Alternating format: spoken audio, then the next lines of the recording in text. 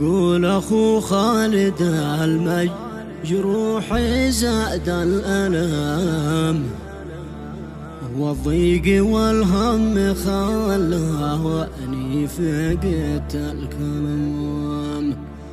عد جرح قلبي بموت والوالده ما التأم، لا عاد سعادة ولا عاد به ألف ملام. مرثية كتب كلمتها الشاعر الكبير الأستاذ عبد الفتاح الشامي أبو رهيب، قالها رثاء بعد وفاة زوجة أخيه خالد محمد الشامي رحمه الله تعالى وأسكنها فسيح جناته. أداء الشاعر أبو ناصر المصري. الحمد لله ما وجد كل شيء من عدم، الخالق الرازق الجبار محيي العظام. الحمد لله ما وجد كل شيء من عدم، الخالق الرازق الجبار محيي العظام. يقول أخو خالد المجروح زاد الألم، والضيق والهم خلاني فقدت الكلام. جرح قلبي بموت الوالده ما التأم، لا عاد سعاده ولا عاد به ألف بملام.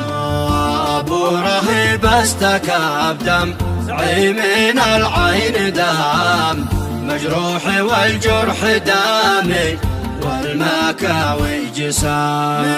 من بعد ما كل حيدة وصيام سقط وانهدم، واندكت الأرض قدامي وصارت ركام. ولا اعتقدت ان عاد وواحد عليها سلام، في يوم الاثنين قبل العصر صارت ظلام.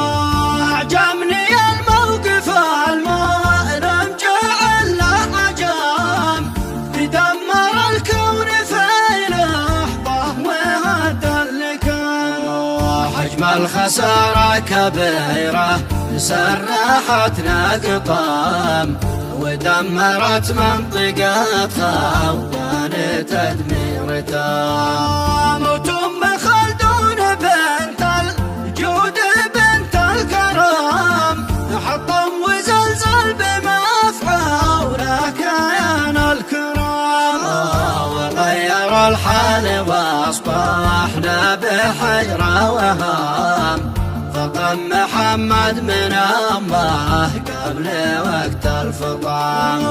يا بنت عمي رحيلش سمانع والسقام، وجرح قاتل جرحنا سهم مسموم سام.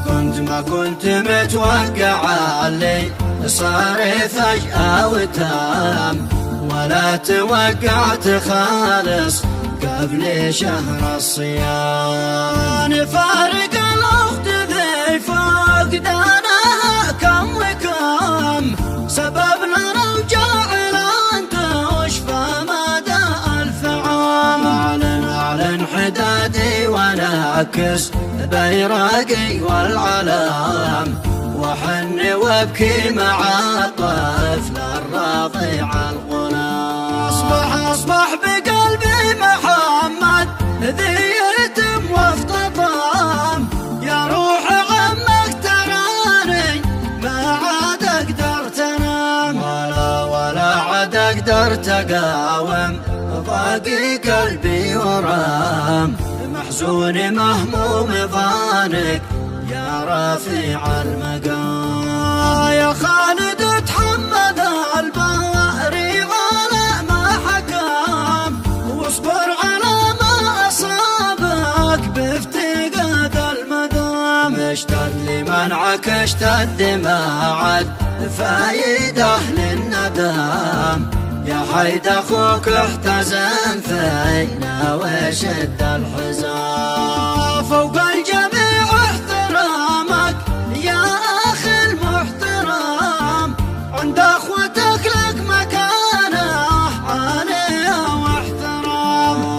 نفس الوجع ذي بقلبك قشمنا وعام، صب الحزن كل شامي خاصي والناس عام. يا ابو معاذ الحقيقة وضحت ما كتام، قلبي وانا خفيت ما يحدث بكل اهتمام. اخفيت من بعد فحص الدم اخوك انصدام، وخفيت من أجل لا يوصل بدور الكلام.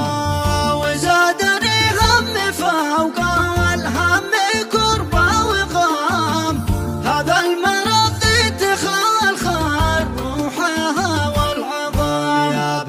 يا بنت عمي ورب البيت ثم القسام، من بعد موتش كرهنا يا بدر الطعام.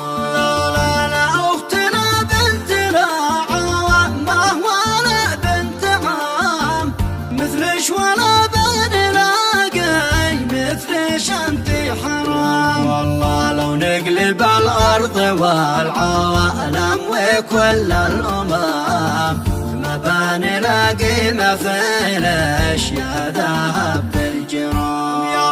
يلا أنا سركان تنزل عليها النعام، في جنة الخلد وارفع شانها والمقام. واجمل تحيات توصل للصديق الأهام، تحاني رمز الصداقة والوفا والوئام. واخو محمد حفيظ الشامي المحترم، له قدر وجلال حسب المعرفة والنظام.